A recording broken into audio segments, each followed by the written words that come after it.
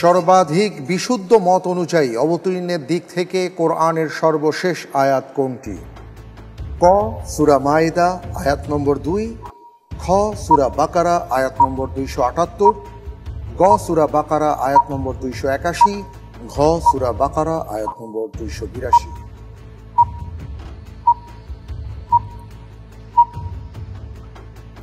সূরা বাকারা আয়াত নম্বর 281। ঠান্ডা ভাবে বলুন, চিন্তা ভাবনা করে বলুন।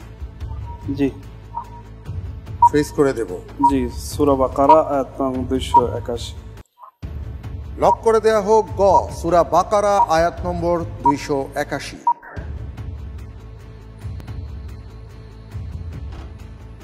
আপনি যে উত্তরটি দিয়েছেন আমি দেখতে পাচ্ছি গ সূরা বাকারা আয়াত নম্বর 281। আপনার উত্তরটি সঠিক উত্তর। আলহামদুলিল্লাহ। আয়াতটি হচ্ছে ওয়াত্তাকু ইয়াওমান তুরজাউনা ফীহি ইলাল্লাহ, শেষ পর্যন্ত। জাযাকাল্লাহ। জি। শায়েখ মুহাম্মদ বিন আব্দুল ওয়াহাব রহমতুল্লাহি আলাইহি কোন মুসলিম মনীষীর চিন্তাধারায় সবচেয়ে বেশি প্রভাবিত হয়েছিলেন? ক ইমাম আবু হানিফা, খ ইমাম আহমদ ইবনে হাম্বল, গ ইমাম ইবনে তাইমিয়া, ঘ ইমাম গাজালি রাহিমাহুমুল্লাহ।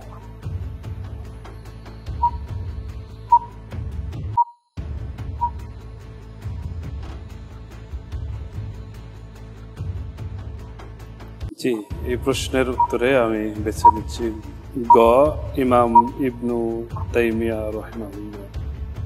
ফ্রিজ করে দেব। আল্লাহ ভরসা। আল্লাহ ভরসা। ফ্রিজ করে দেয়া হোক গ ইমাম ইবনে তাইমিয়া রাহিমাহুল্লাহ।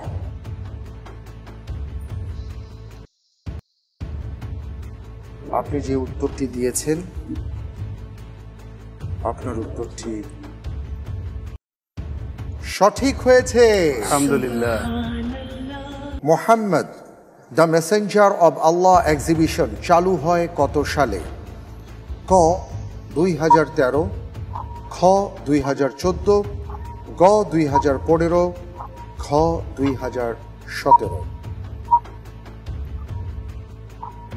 মসজিদে নববীর পাশেই এই রাসূল সাল্লাল্লাহু আলাইহি সাল্লামের স্মৃতি বিজড়িত বিভিন্ন বিষয় নিয়ে এক্সিবিশন চলে এবং যারা মদিনায় যান তারা সেখানে ঘুরে আসেন, দেখে আসেন। এটা কত সাল থেকে চালু?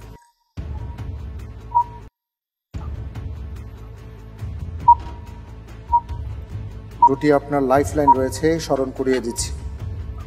সময় খুব দ্রুত ফুরিয়ে আসছে। আমি লাইফলাইন ব্যবহার করতে চাইছি। লাইফলাইন দেওয়া হোক। কোনটি?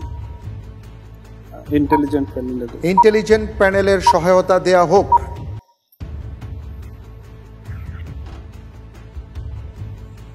সালটা আমরা ইশারা দিতে পারি এভাবে, বাংলাদেশে সর্বশেষ জাতীয় নির্বাচন যে সালে হয়েছিল তার আগের সালে এটা চালু হয়েছে। জি, সময় খুব কম, দ্রুত বলতে হবে।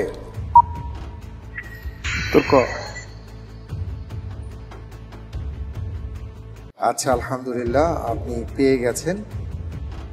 সামান্যর জন্য আপনি হারাতে বসেছেন।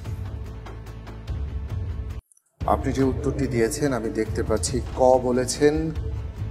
আপনার উত্তরটি সঠিক উত্তর। আলহামদুলিল্লাহ।